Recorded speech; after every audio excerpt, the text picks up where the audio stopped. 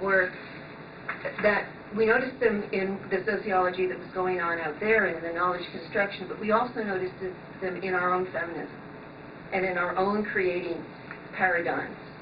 And so there was a lot of sort of both attempting to explore new forms, new ways of creating knowledge, and differences among feminists. And finally, I guess the most important thing that I remember was the discovery of the sort of basic paradigmatic assumptions of knowledge. And I remember discovering actually two first and then a third, but what I call the patricentric syndrome, basically that knowledge is defined in male terms, and that men have the power to define what that knowledge is. The either-or syndrome, that basically we tend to look at things in dichotomies, and there's such a built-in dichotomous, it's either this or that. It's either pure or applied, macro, micro, and we tend to sort of divide the world in ways which I think are counterproductive. I want to get back to that very briefly later on. And the third one is what I call the abstraction syndrome, which is basically trying to theorize and generalize, and postmodernism has added to that within feminism and is in fact a symptom. Postmodern feminism, from my point of view, is a symptom of the power of the abstraction syndrome. What I've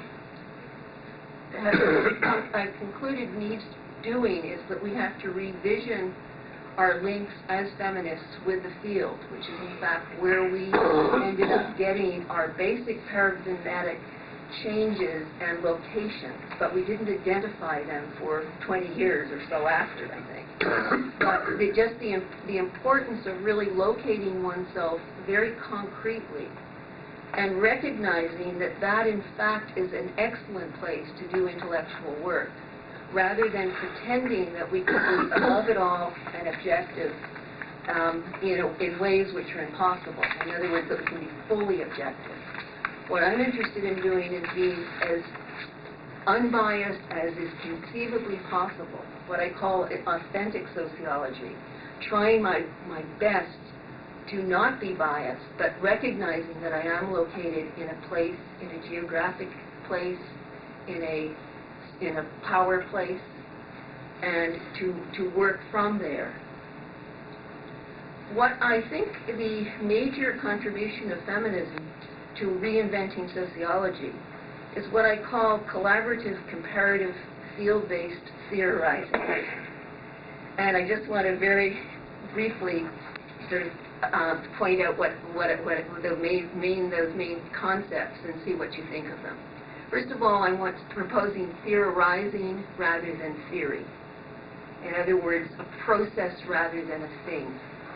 I think if we go back to Marx, Durkheim, Weber, we'll find out that that's what they were doing. They weren't applying someone else's theory and trying to fit the world into that theory. I think it should be comparative. That's why I'm so excited about being here around this table, because I think that's the way, theorizing from our own locations and recognizing the ways in which power and knowledge limit, the power components of knowledge limit our ability to understand, is a really important contribution that sociologists can potentially make, especially if we work in a collaborative, comparative perspective. And I guess what I want to do is just close by a definition of feminism, because I know that a number of people sort of, what in the world does that mean? And there isn't any. Feminists for many, many years have tried to avoid definitions, and but I decided in writing this paper that it was important to at least let people know what I mean by feminism.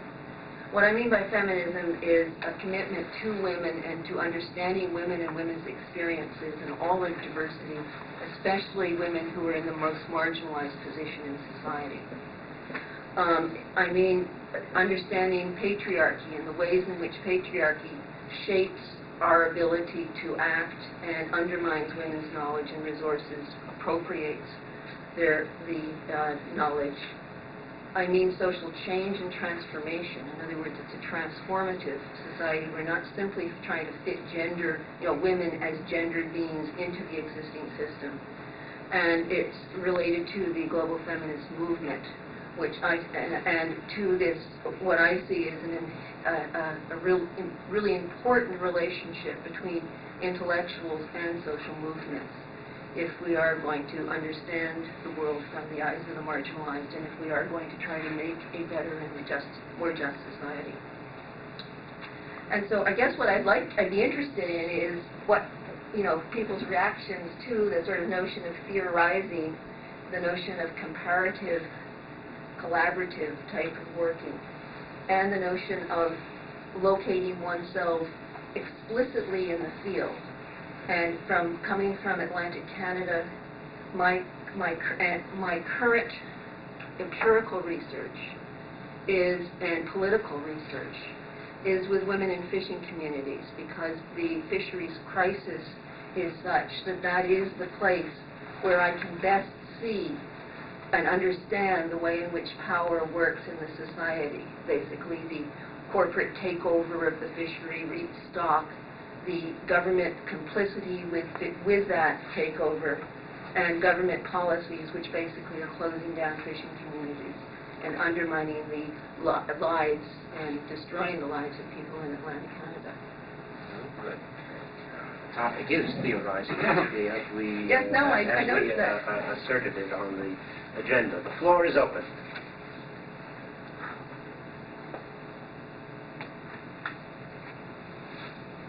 Are we all marginal? Is there no establishment anywhere? Not in this room. Lorsque vous soulevez la question de la comparaison, est-ce que vous pensez la comparaison sur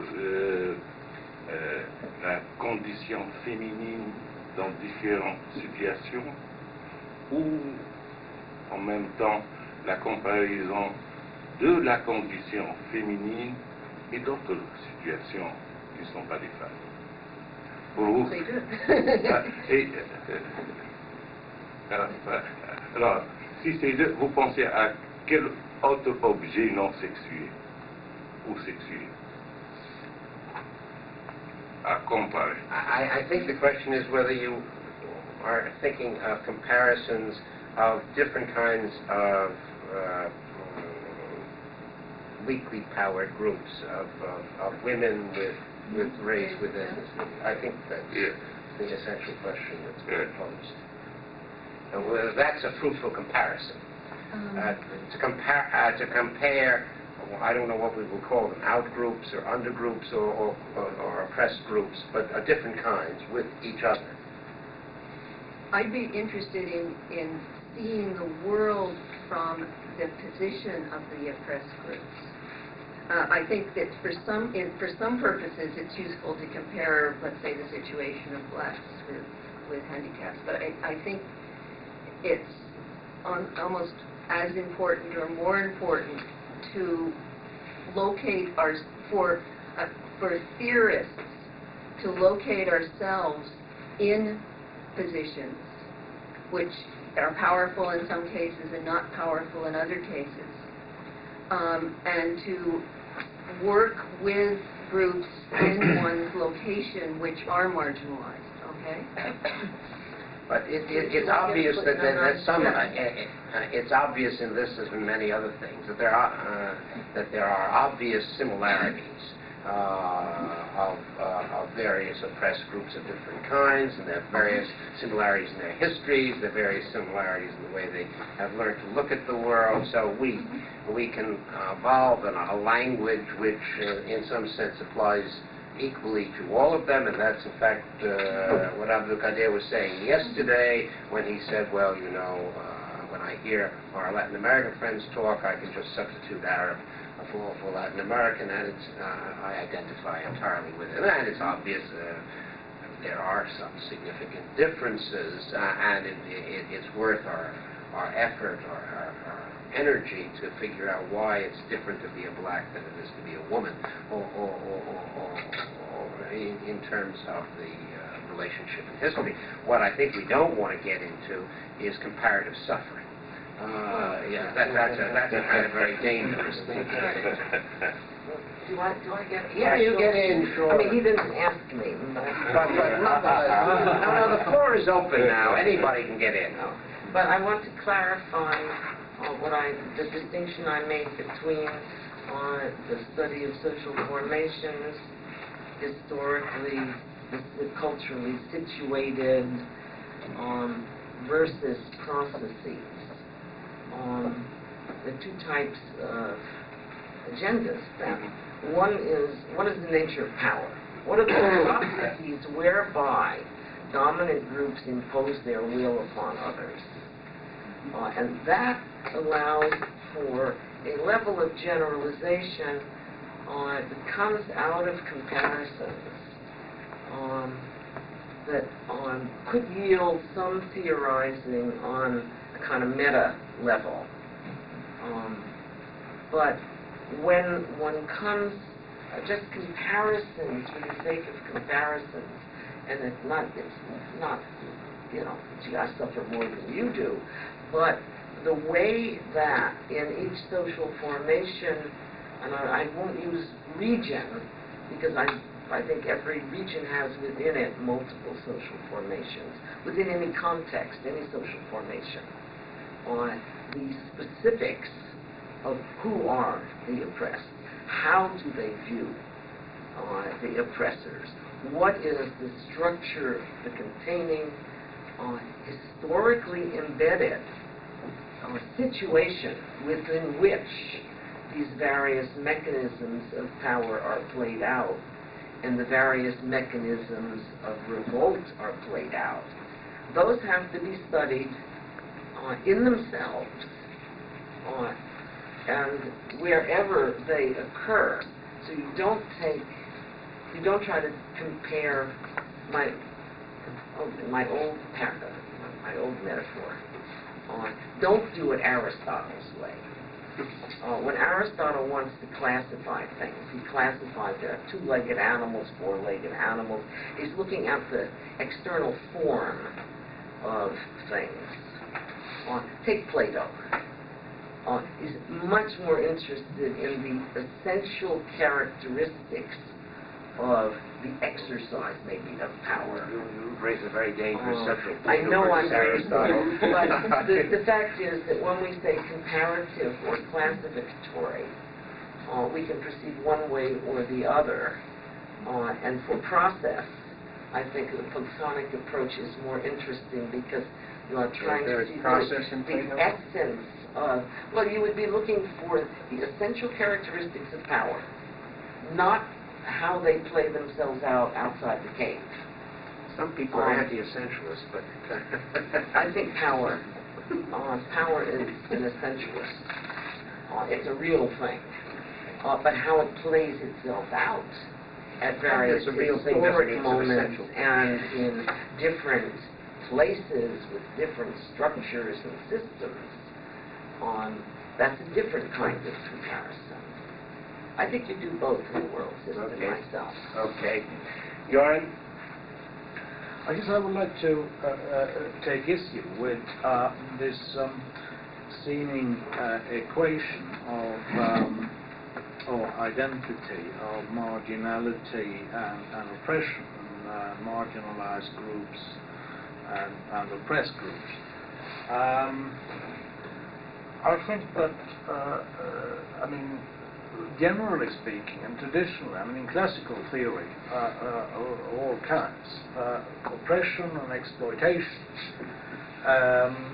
is regarded as something central, as a part of the core of a social system, be it an exploitative mode of production, or the patriarchy, or racism, and the people oppressed and exploited are not primarily marginalized. I mean, they are primarily oppressed and exploited. Marginalization is is or may be, and often is, a side effect of oppression or exploitation. And I think that it would be unfortunate if the classical concepts of oppression, domination, well, power, relative power, exploitation, were sort of marginalized in favor of the concept of marginality. Marginalized has marginalized to the discipline.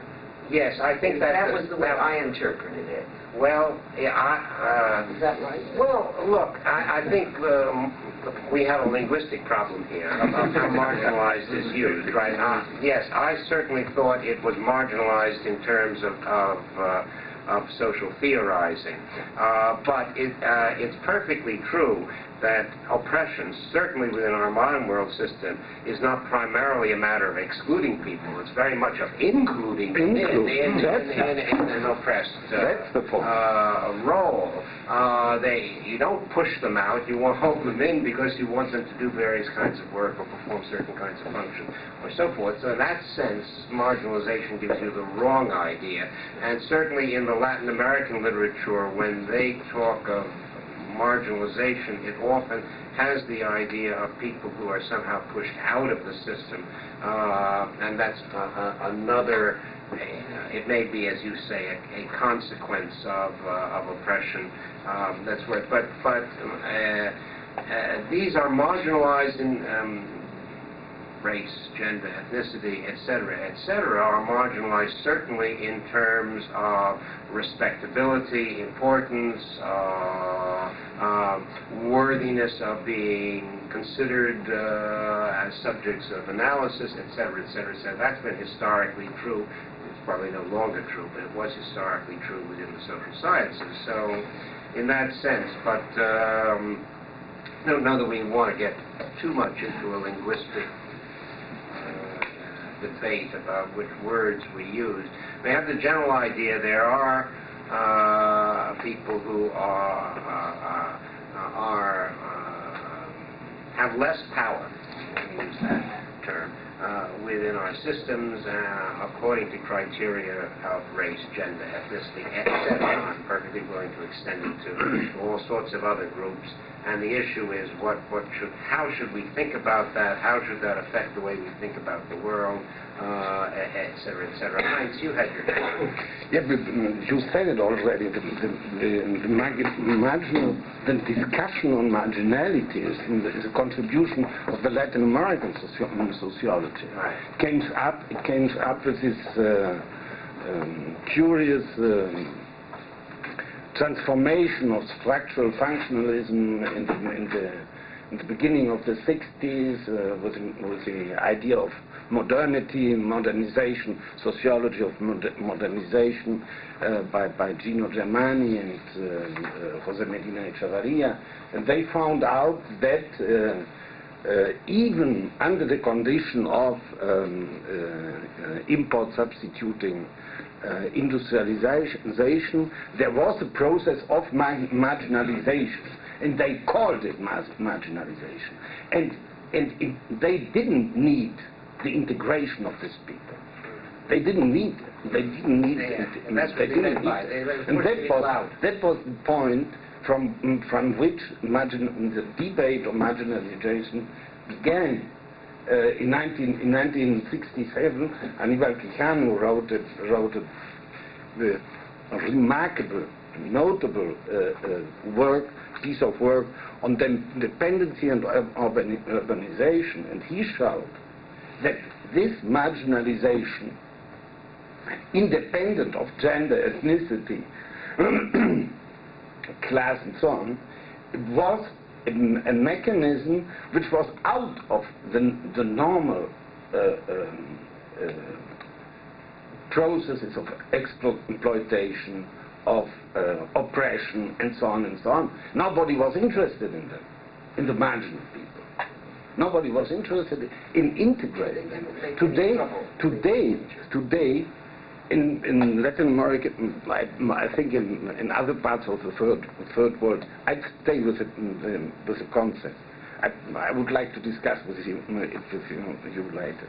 But in other parts in the third world, it's the same thing. We don't speak of marginality. We speak of exclusion. And what is really going on is exclusion. But on the other hand, it's true also what Cardoso said recently, being president and sociologist. Exclusion has become a topic, and marginality has become a topic, because sociology has taken consciousness of the process of exclusion, that there is something else than what Goran said. The last Nordic Congress of Sociology was on the theme integration and exclusion. Yeah. So it's reached as a term beyond Latin America. I think this is the important point. And this is particularly true. With this, I conclude for this time. Particularly true for certain groups in society. And for these groups, there are certain definitions. It's more true, let's say this way, for women, for indigenous people, for Negroes, or African, Latin American, Afro-Latin American people. For this kind, it's more true than for white people, for men, and for what? Dominant ethnicity. That's it. Right.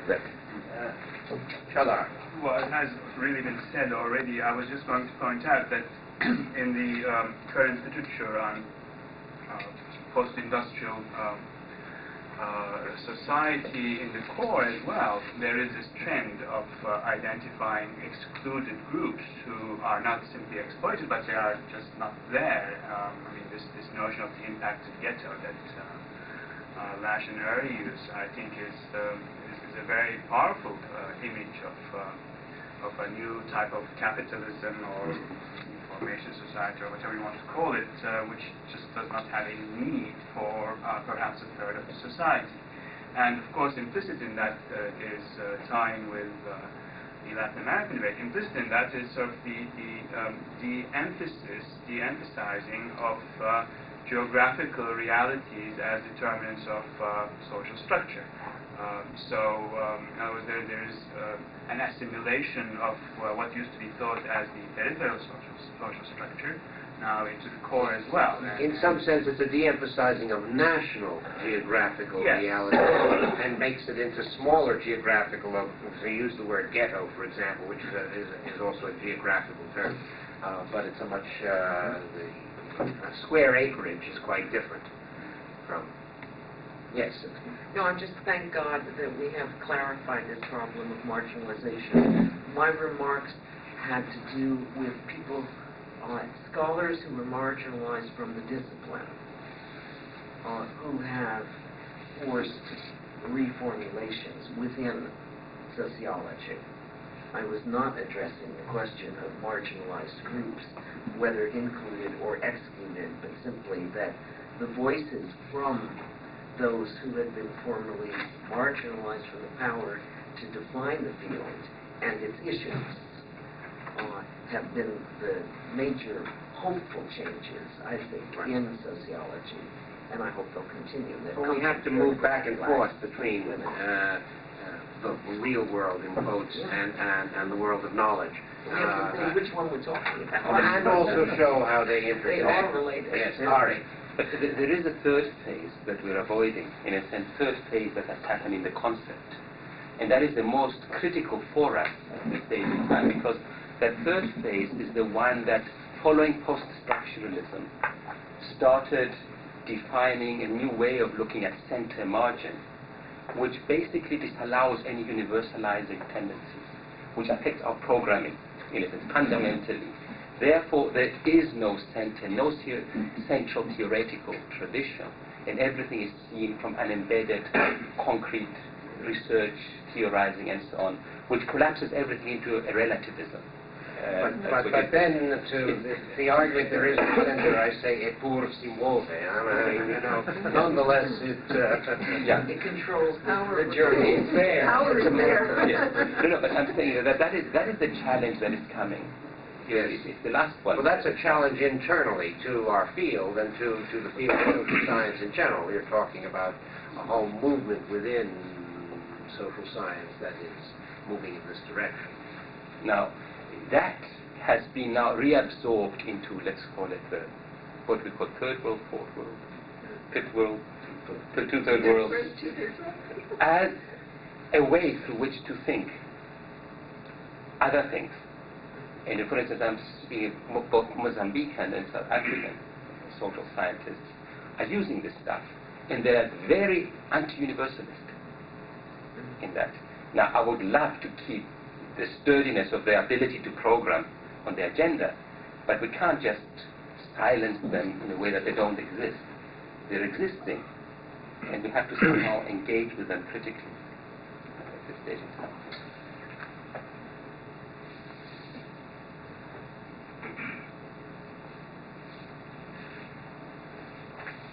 Well, then, where does that leave us? Well, no, I think, look, you use the word essentialism, and we should come back to that, because essentialism is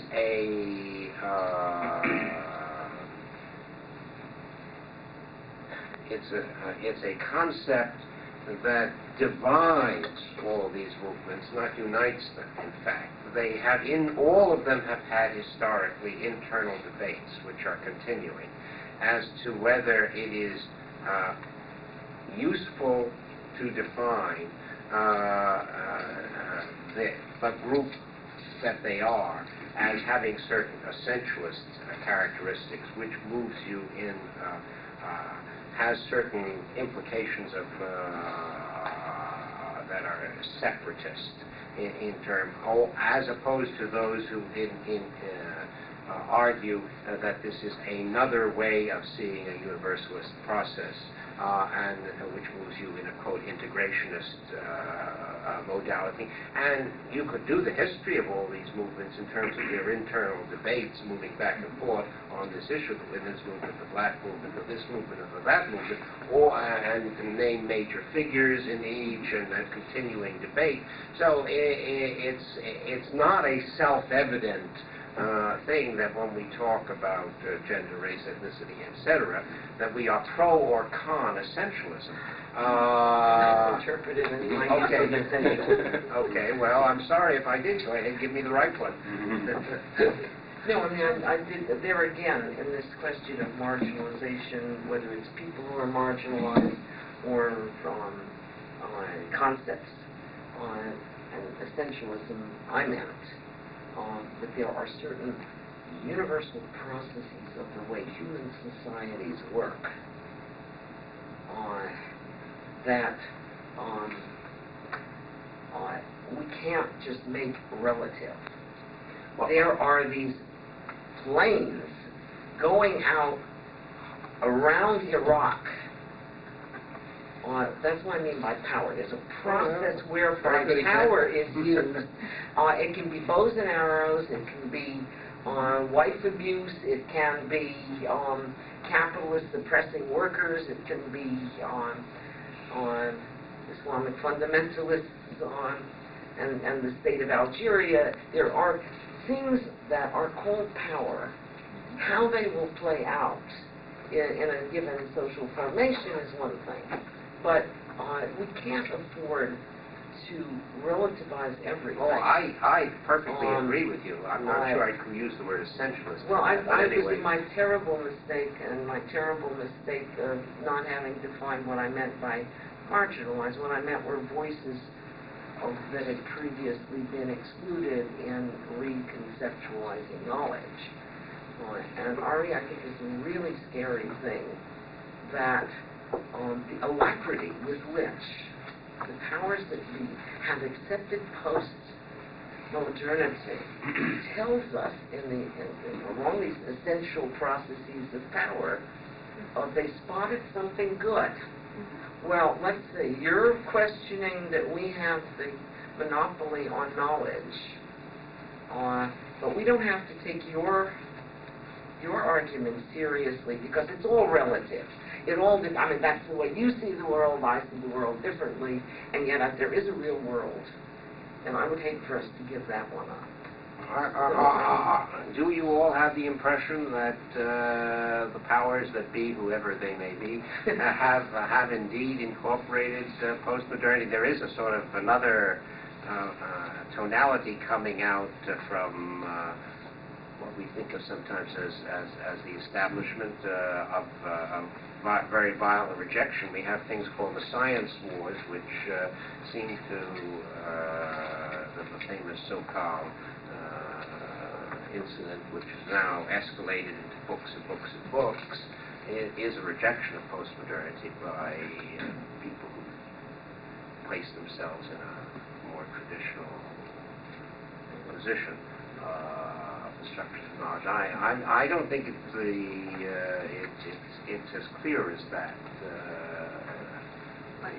I think it really raises an interesting question of how we do recognize the real voices and the real conceptual practices of these marginalized groups, or these groups which are marginalized by power, in power positions, in other words, or excluded groups. I think there's slightly different mechanisms of power, and we could even think of some other ways in which groups are sometimes included for some things but not for others.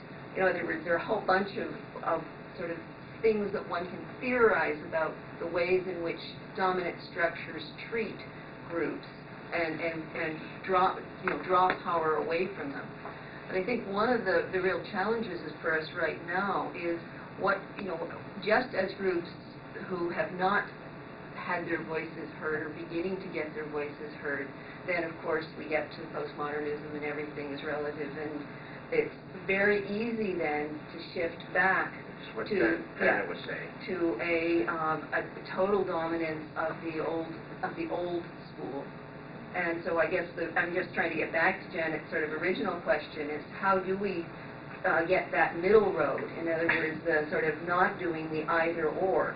Because I hear so much of our debate, and when I read sociology, I hear so frequently we end up setting out the alternatives as two dichotomies. And some of those dichotomies I don't think work anymore. For instance, for theory, you sometimes think of, you do either applied work or you do sort of pure theory. Well, from the feminist, example, the most interesting theoretical work is done when you're doing praxis. It's not you sit in your office. It's actually being out there with people, theorizing, recognizing that, in fact, the people who are part of the social movement are often theorizing and often ahead of us as social theorists. A lot of the feminists, were in the streets before feminist sociology even began to think about including women as subjects. And so the question, I think, the real challenge for sociology, from what I see, is how to do that, and without going back to a really scary time. Okay. Abdul-Kader? J'essaie d'être doux, mais ma réaction est une réaction presque violente contre le discours qui est très fort chez nous, dans plusieurs. Pour dire le savoir sort de l'action et pas du savoir. Et ça, tous les mouvements militants, ou presque la majorité des mouvements militants en disent ça. Mais certains mouvements militants n'ont pas de pouvoir sur la production du savoir. Mais lorsque ce discours devient lié au pouvoir ou à un projet de pouvoir, les conséquences sont désastreuses. So you bring together the real world. Roberto? Regarding the feminist and marginalization and ethnic, I think sometimes we have an approach, a dominant approach of these groups as minorities. And this is a problem in certain societies because, well, women are the half of the society, is not a minority at all. And poor people or informal sectors or whatever in Latin America, they are the majority, 7%, 8% of society. So where the magnitude of the problem is different. And that means that requires a different approach to understand this situation too. And from the other perspective, ethnic problems as is understood in the United States, for instance, is quite different in Latin America. It's completely different. And in certain groups in Brazil and in Venezuela, that they are organizing, for instance, black movements, and they are adopting the United States approach of the problem. They are, in my opinion, creating more problems than solving problems of integration, because they are recreating a situation that is not true. That doesn't mean that there is no racism in Latin America, but that is a different one. It's a different approach. On the other hand, regarding feminism, I think it's interesting too because, well, the situation in Latin America is clear. If the poor, and if the poor as the women and the women's, and among the women's, the single mothers, the worst in the scale. If they are peasants, or Indians, each time is even worse in the social scale, the social situation.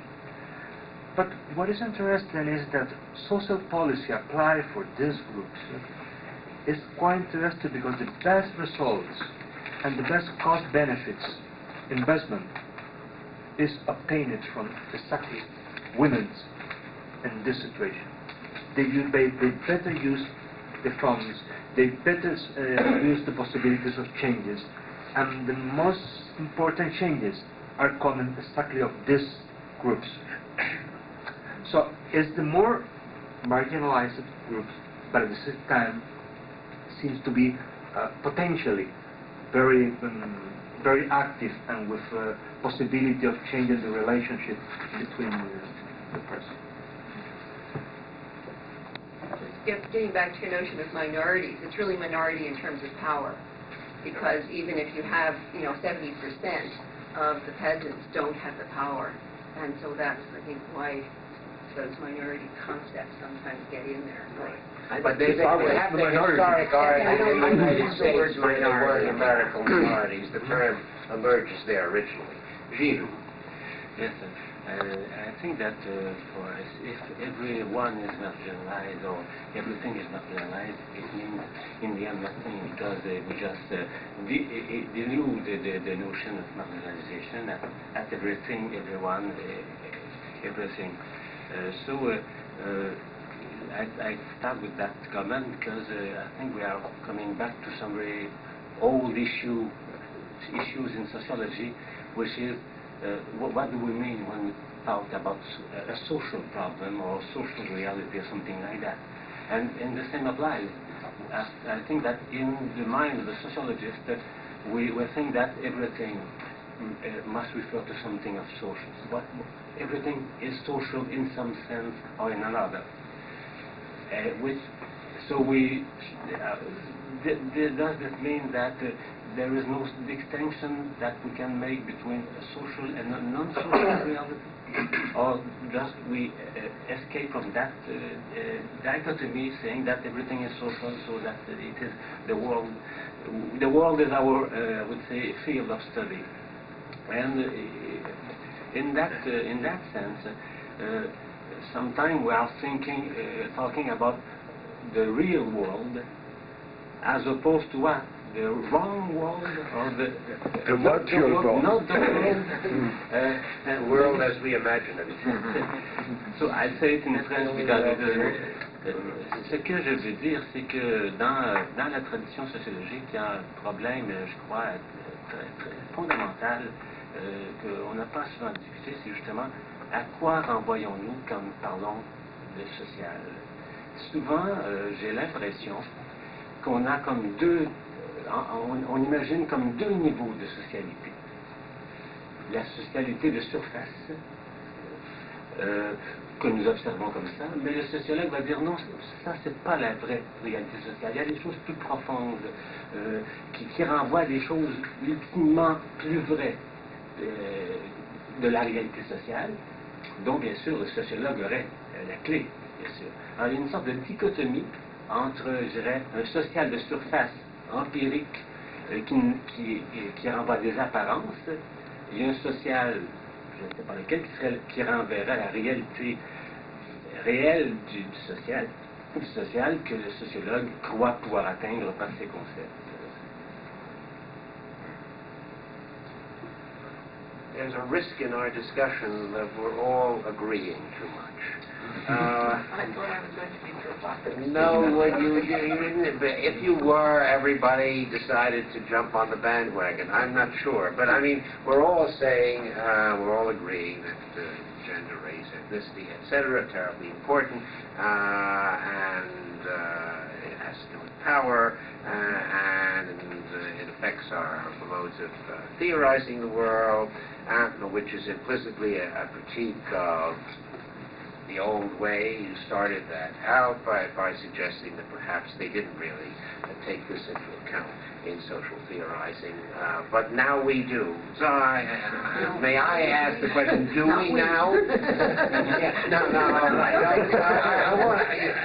Is it the case that now, in fact, these are accepted premises which everyone shares within the field, within sociology? Only in this room are we so special, or are we representative? I mean, you mean there are lots of people out there who would disagree very strongly with what has been said? Lots of people within the field, within the social sciences in general, and within sociology in particular? Sure. Yes, there are. You can meet them at the American Sociological Association meetings.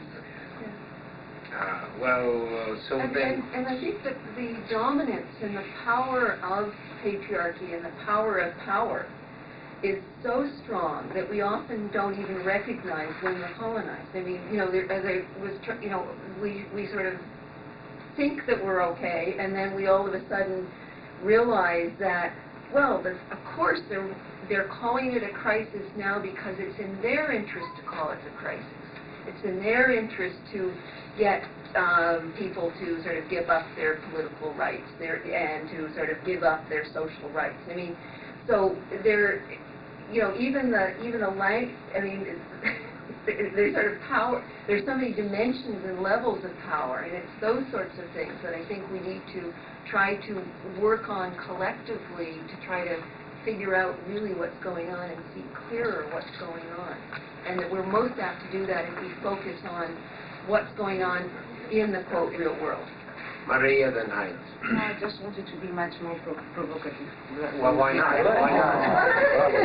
Don't be shy. No, because I don't know if I have misunderstood you, but don't you think that feminist sociology, at least what we read in Southern Europe of feminist sociology coming from North America, is a new mainstream sociology which represents a kind of very concrete play of power, I don't know, jeu de pouvoir. Yeah, play of power, why not? I think that Emmanuel was right.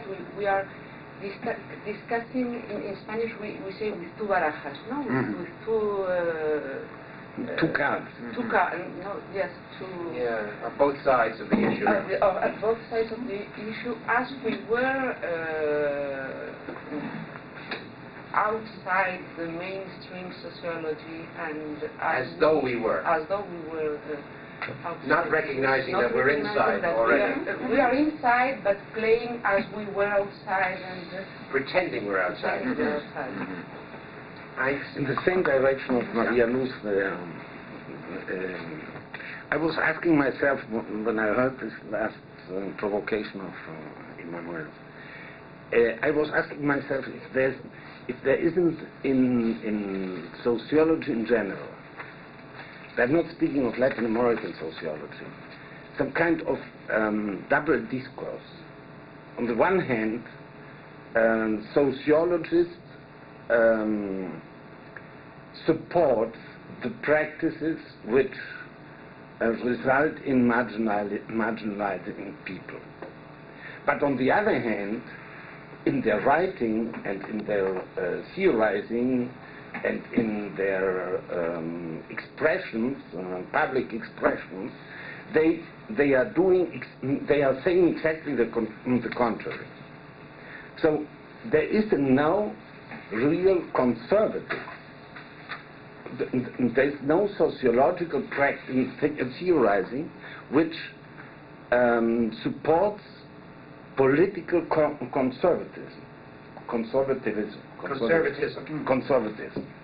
which supports political conservatism.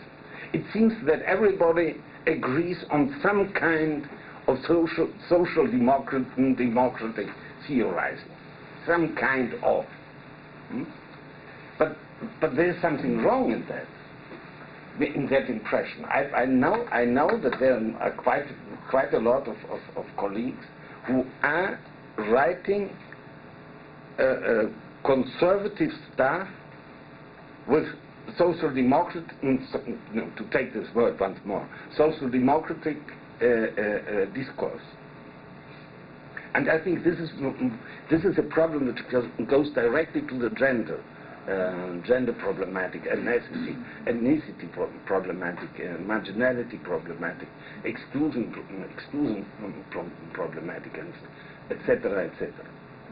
I will take an example. We have a famous author in Venezuela who's called Arturo Uslar Pietri. He's from German origin. His family is from German origin. For more irony. And he is a very conservative man. And he is the man who speaks more about marginalizing and exclusion and non-integration and the necessity of citizenship and so on and so on. And everybody knows that all his life he has been elitist, and he still is elitist. And he's even racist. Everybody knows that. But anyway, he is, let's say, the speaker of Venezuelan consensus around, progress, and we have to do that, and we have to do that, and we have to include and to integrate and to promote the women and so on and so on, and to put in society the Latin American and the Indians of Latin America and so on and so on. Everybody knows that is only on the level of the discourse. You can even take his novels and his stories from 50 years ago, because he's 89 years old. 92. Huh? 92 years old. You take them and you see that they really are racist. That they really are racist. So there is no sociologist, as far as I know, the sociological literature of Venezuela. There is no sociologist, no theorist of literature, no theorist of sociologists of literature, no linguist, no semiologist who has made an analysis of this double discourse. And I think this is happening in other fields of in other regional fields, in other social fields of our. It's happening in the political world. That is to say, 100 years ago, or even as late as the 1930s, politicians in the Western world could talk about inferiority of races and so forth, and that would be a normal language of certain kinds of politicians.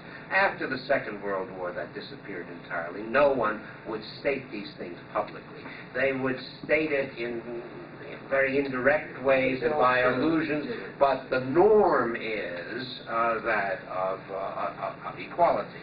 So that takes us into an analysis of why public norms of social relationships have shifted, and compare that with how what you're calling sort of the underlying true way in which people are in fact acting, in which they may, so that these normative statements that they make are hypocritical or at least unimportant, etc. Except they're not totally unimportant. Joran, you wanted to get in here. Yeah, well, there are two things I'd like to say. One is a small thing about theorizing in relationship to the issues which Linda raised. I think that's a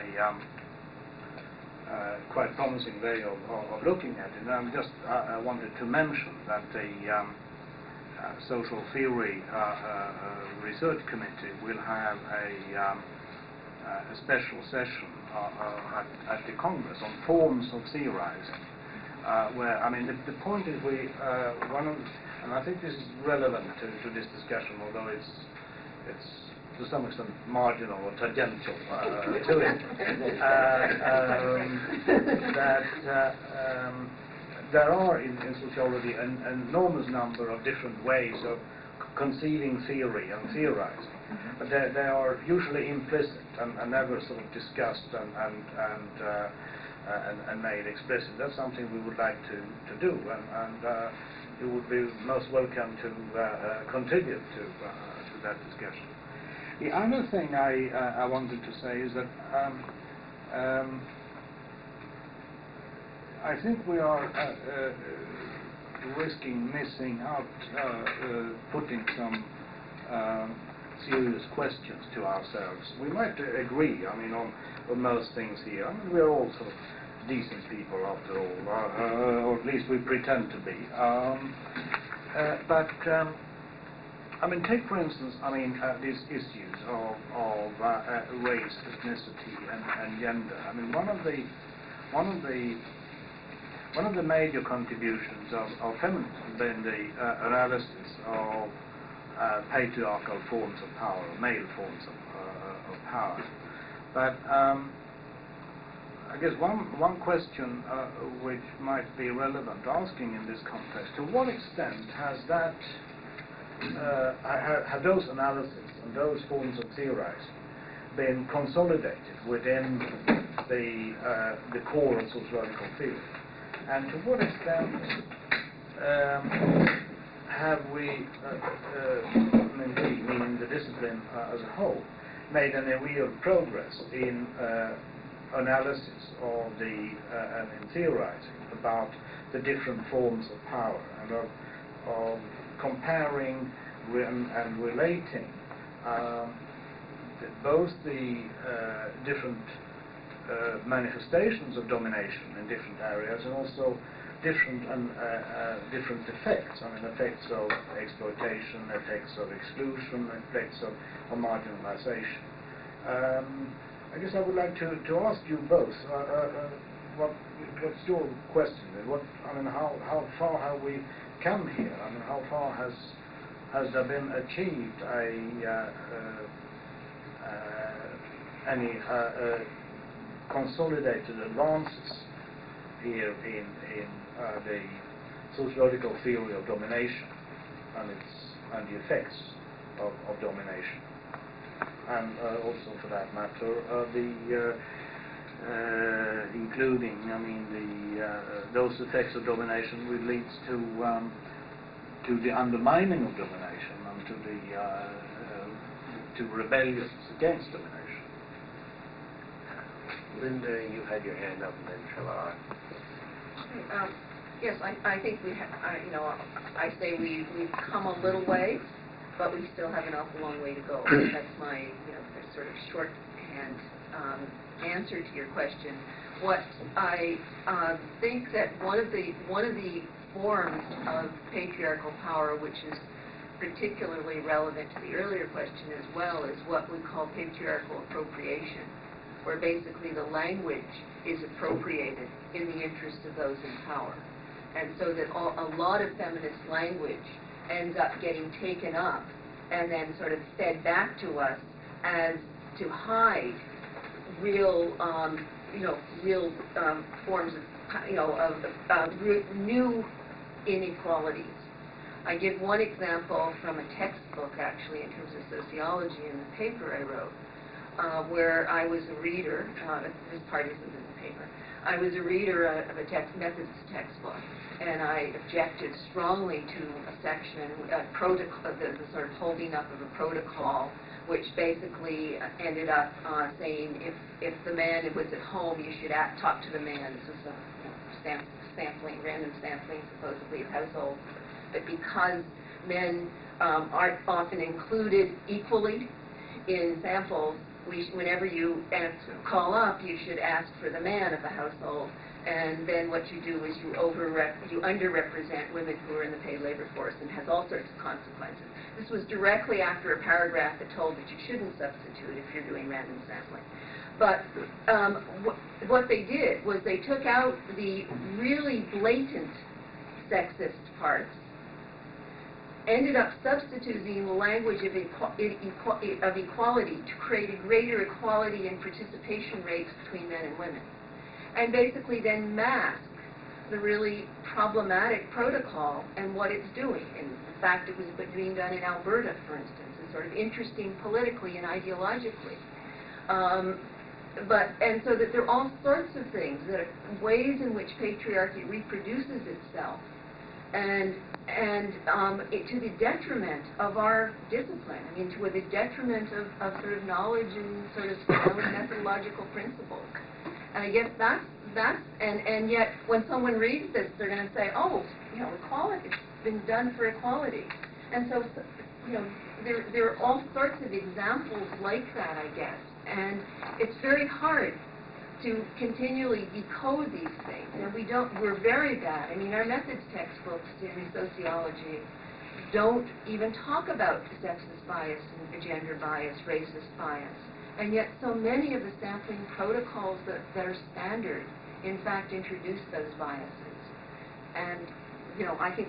Bring this back to the larger political world, yes. You can take the same example of the succession in the United States of in terms of blacks demanding equal rights, when they get it formally through Supreme Court decisions of various kinds, then a concept that it isn't sufficient, colorblind constitution isn't sufficient, you have to have affirmative action in order to make up for it. And now conservative forces within the United States arguing the virtues of colorblind because they know the consequence of this will be unequal. Chalor and enough.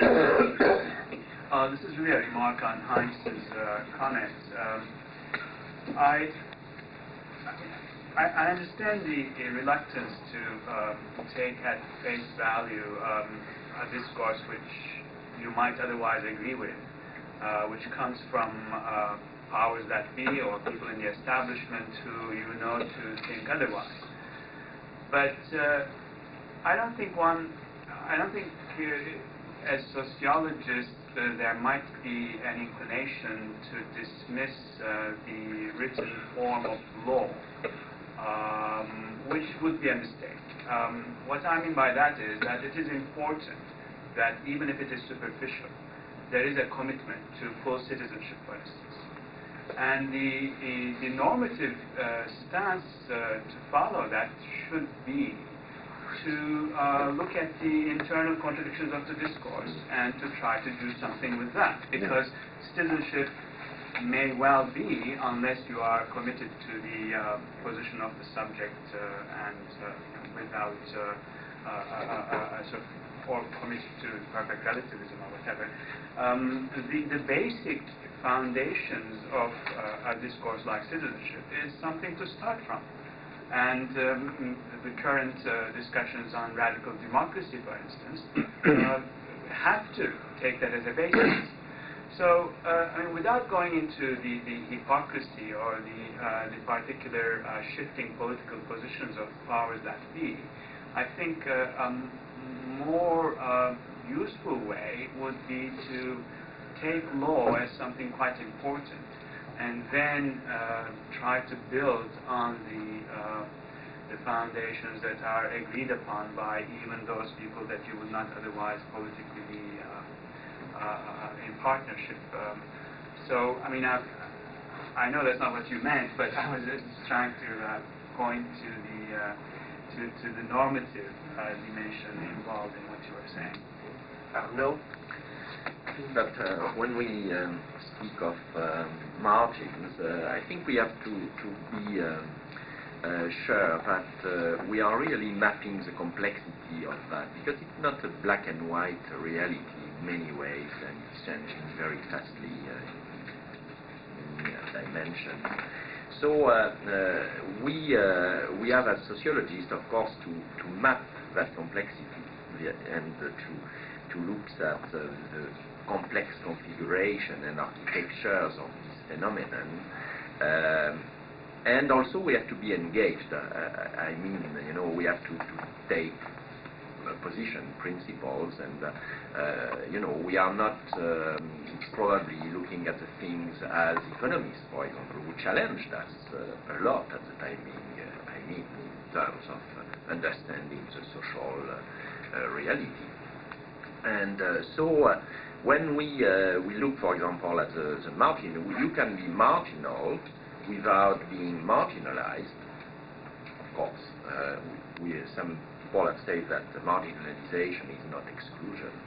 And so I think there are phenomena of oppression, marginalization, exclusion, but at the same time, we have to look at the other face and also at the changes. For example, when we speak about, you know, in our society, let's say the Canadian society, there are been many progress, I think, in the terms of the relation between women and men, and I think also there have been a lot of progress of women in the society. At the time being, I always say that, you know, 55% of our students are women, and that's something which announces something new, probably, in our society, in terms of professions, in terms of knowledge, in terms, you know. And so I would say, perhaps, you know, when I go, for example, to the Congress of the Canadian Sociological Association, I am surprised at the incredible number of people who are speaking of gender, masculinity, femininity, and so on, and it's a dominant discourse, in fact, and not a marginalized discourse. Marcel, c'est un peu la même chose qu'à mon sens, c'est-à-dire que travailler sur un sujet, une population marginale, ne signifie pas qu'on est marginal comme sociologue. C'est un secteur marginal, parce que les grands thèmes race, gender, ethnicité ne sont pas marginaux dans la sociologie. Par exemple, au Canada, l'ethnicité est le secteur le plus important en termes d'argent. Et les sociologues qui travaillent sur l'ethnicité ne sont pas marginaux.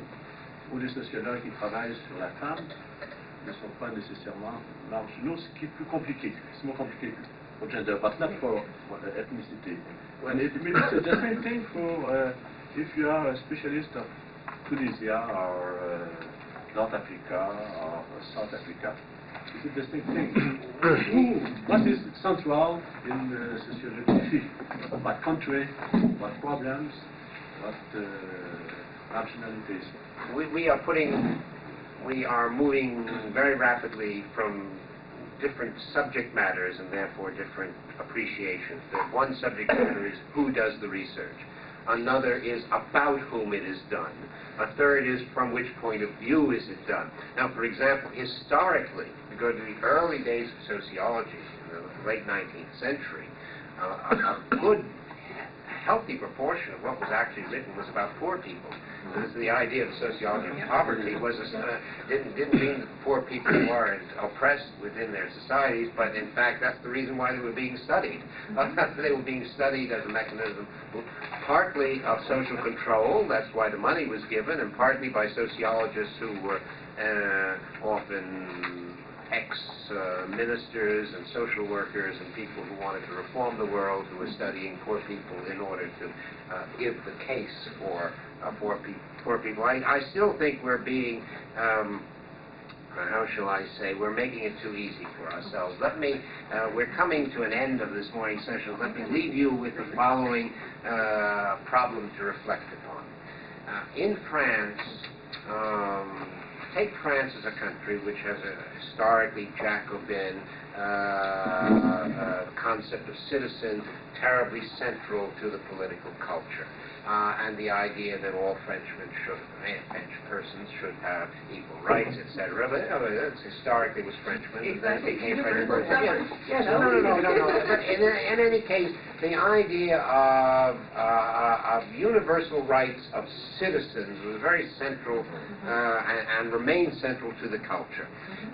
The demography of France has been changing. Of course, they've always had immigrants from Eastern Europe for a long, long time, but they were, within a generation or so from Italy, integrated. Then they began to have, of course, they had Algeria inside the system, then became independent, so it was outside this. They have a large North African population, and then today also a large black African population, which is actually growing.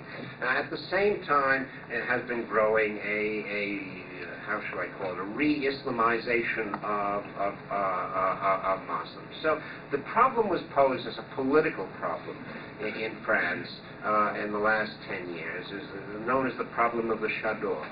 And that is to say, there have been a number of young adolescent girls who have become quite religious and have insisted that they should wear the chador, which is the scarf around the head, to school.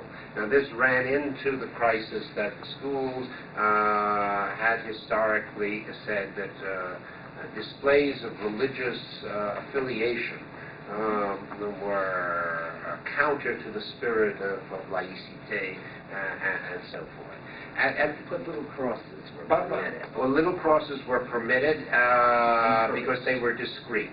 And then at a certain point in history, Orthodox Jewish students who wanted to wear a little kippas, were also discreet, were permitted. And then the argument was chadors interfere with physical education, dress, etc. And indeed, some of the Muslim parents said that they didn't want their children to have, their female children to engage in the physical education classes because that displayed the body too much, and so forth. At this point, a sort of a great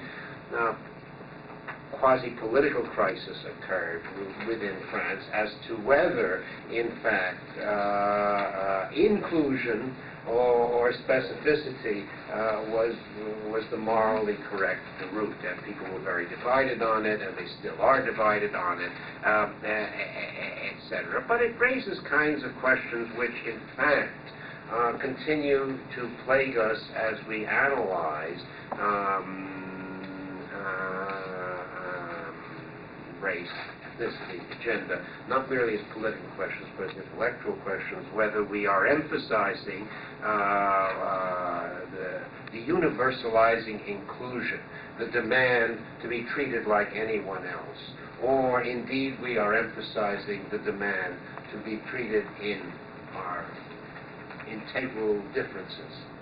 And I think my sense is that there is nowhere total clarity about the position to be taken among social scientists as well as in the larger political world.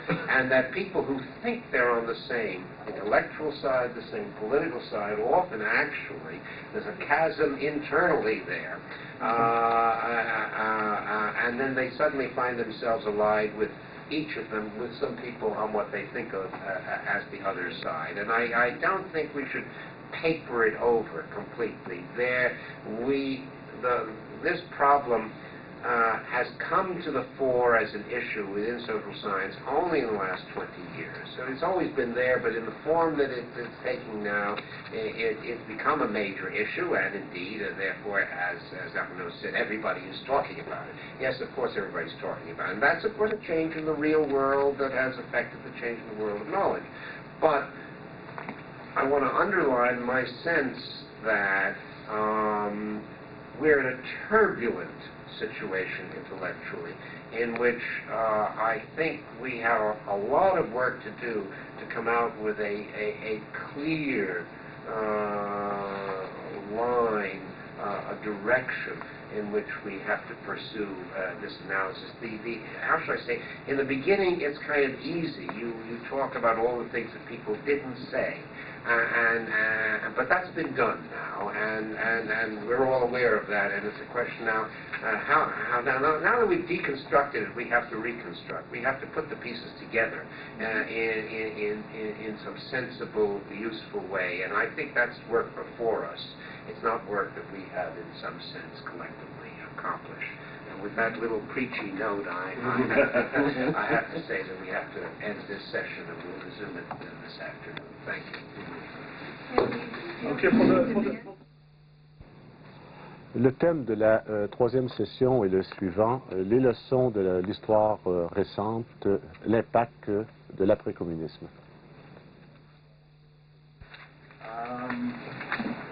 Well, I refrain from that. I think, these were quite sufficient. These two. In fact, in a sense, it's a kind of mission impossible, because the two features, the two phenomena, the collapse of colonialism and of communism, have not that much in common at first sight, at least. They're hardly the same class of phenomena other than the macroscopic features of the 20th century. And actually, in sociological theory, neither colonialist nor communism has occupied a very central part in classical theory. There is, of course, Marx's analysis of colonialism and the interdependence of colonial domination and domestic imperial domination. Max Weber had a few remarks on the unviability of the Soviet Union. There are some others you might add. There was, of course, also a time when there was in sociologie coloniale. When I was preparing my notes for this talk, I was actually looking for it. I remember a French book by Mourier on explicitly on sociologie coloniale, which was used in the I guess in various places, but certainly used in Cairo in the interwar period. But I couldn't find it, and I guess it has a fairly marginal place in the history of sociology. So what I've done then is to not I haven't gone much further back into sociological theory, but I'm trying to contextualize the collapse of colonialism and of communism in 20th century history, and then I asked myself this question I was given: what kind of lessons, what kind of theoretical, analytical lessons can we draw from this? Now, with regard to the general context, I think the 20th century will be remembered for four features at least.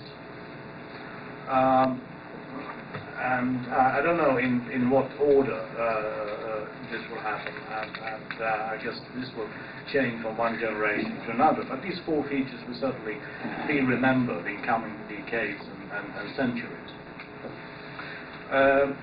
One of them is because the centrality and the range of deadly power conflicts, the two world wars and the Cold War were under the threat of mutual annihilation. The second feature, which will also be remembered,